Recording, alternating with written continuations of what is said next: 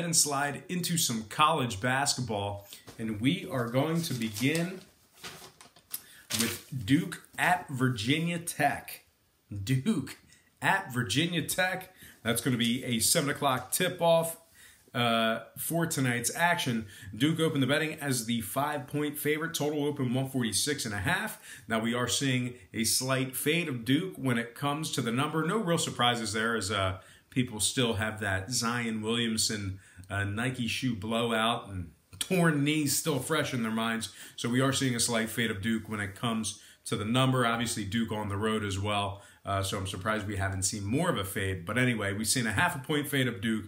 We're also seeing movement downward on the total as well. That number moved down to 145.5. Spread moved down to 4.5. So once again, the Blue Devils open -5 down to -4.5. Total open 146.5 down to 145 and a hook. 68% of the consensus is leaning toward Duke, and 54% of the consensus is shaded toward the under. Now, this Virginia Tech defense is allowing just 58 points per contest on their home court. That is amongst the elite in college basketball. They also rank 6th in the country in home defensive rebounding.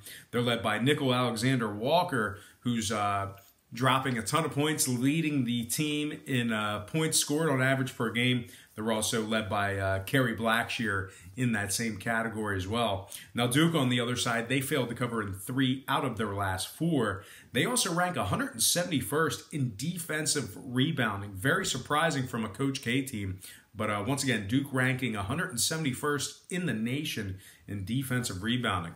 Now, total-wise, Duke is 3-1 to the under in their last 4. Virginia Tech, 72% to the under when the line was over 145. So with all that in mind, I'm going to purchase the 0.5 point, buy it up, and take Virginia Tech +5 and the under 145.5 in that matchup there. Next game, Arkansas at Kentucky. That's going to be a 9 o'clock tip-off at Kentucky. The Wildcats open -17. Total open 143.5. We're seeing a slight fade of UK. We're seeing movement downward on the total. Right now, UK 16.5. Total's 143. So once again, Kentucky open -17 down to -16.5. Total open 143.5 down to 143. 68% are leaning toward Kentucky. 51% shaded toward the over. Now, if you like the Wildcats to get the job done covering that massive spread, just keep in mind they're covering only 44% of their games, taking on teams between 500 and 650. They also rank 174th in defending the 3 ball at home. Teams having incredible success shooting the ball from downtown at Kentucky. Now, Arkansas has successfully covered the number in 4 out of their last 8 as the official road underdog. Their offense is averaging 75 points per contest on the road.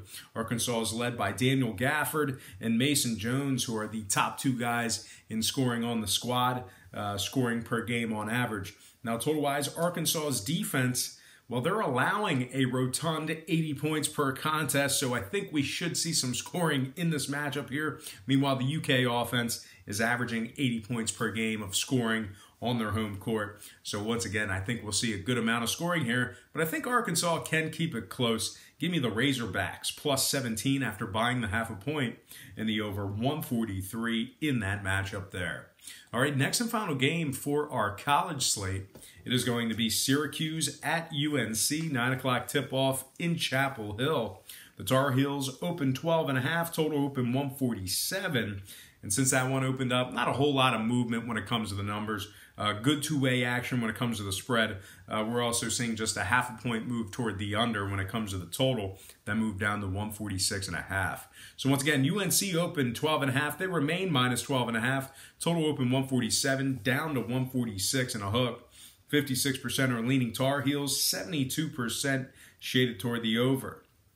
Now, the Syracuse defense has been stifling this season, and they're allowing just 64 points per contest. They also rank 13th in defensive field goal percentage. Their opponents are shooting just 39% from the field in that category. Now, the Orange are led by Tyus Battle and O'Shea Brissett, who is both of those guys just absolutely dominating when it comes to the scoring column. Syracuse is also 4-3 against the number, taking on teams allowing more than 72 points per contest. Now, on the North Carolina side of things, believe it or not, they rank 220th in home points allowed. Their opponents are scoring 74 points per contest in Chapel Hill. They also rank 193rd in defending the 3-ball at home as well. When it comes to the total, UNC is 7-5 to the over after 4 or less days off. Syracuse 5-4 to the over when traveling. I'm going to purchase the half a point, slide it up, and take Syracuse plus 13 in the over 146.5 in that matchup there. All right, next and final slate, it is going to be hockey. I got you guys today. Got you some hockey. All right, San Jose at Boston, 7 o'clock puck drop in Beantown. Boston's minus 110, totals at 6. 54% of the consensus is leaning toward the Bruins, 55% shaded toward the over.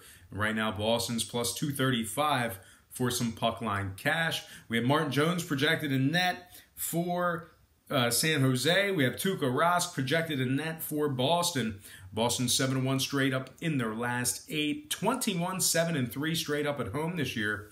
Meanwhile, San Jose has Erik Karlsson and Marcus Sorensen, both questionable for tonight's action. San Jose is also just 28% taking on teams allowing less than 2.6 goals per contest.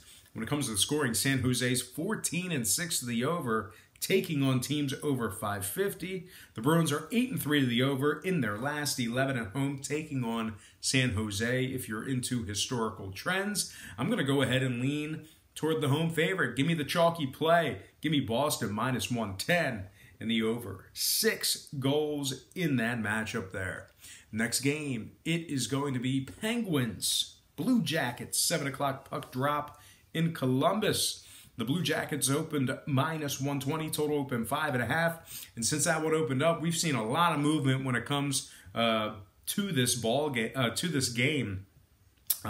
We saw a 20-cent move when it comes to the money line. We also seen a full goal move to the over. That over-under moved up to 6.5 goals. Money line moved up to 140. So once again, the Blue Jackets open 120 up to minus 140. Total open 5.5 all the way up to 6.5. 51% are leaning Columbus, 87% shaded toward the over. Pittsburgh's plus 125 for an outright win. Columbus plus 180 to win by a goal and a half. Now we have Matt Murray projected in net for Pittsburgh. Sergei Bobrovsky projected in net for Columbus. Now, if you like Columbus at home here, just keep in mind they're taking on a Pittsburgh team who wins 60% of their games when Matt Murray makes the start. The Pens also rank 5th in scoring. They're scoring 3.44 goals per game on average this year. Columbus, on their side of things, completely different story. They rank 23rd in home goals allowed, 3.1. Columbus is also winning just 42% of their games, taking on teams between 450 and 550. When it comes to the scoring, Columbus is 6-1 to the under in their last 7. Pittsburgh just 48% to the over, taking on teams scoring more than 2.9 goals per game. I'm going to do something I rarely do when it comes to hockey. I'm going to lean toward a dog. I'm also going to lean toward a road dog. Give me Pittsburgh plus $1.25. Getting the job done, catching the plus money in the under. 6.5 goals in that matchup there. Next game, Flames at the Islanders, 7 o'clock puck drop in Long Island.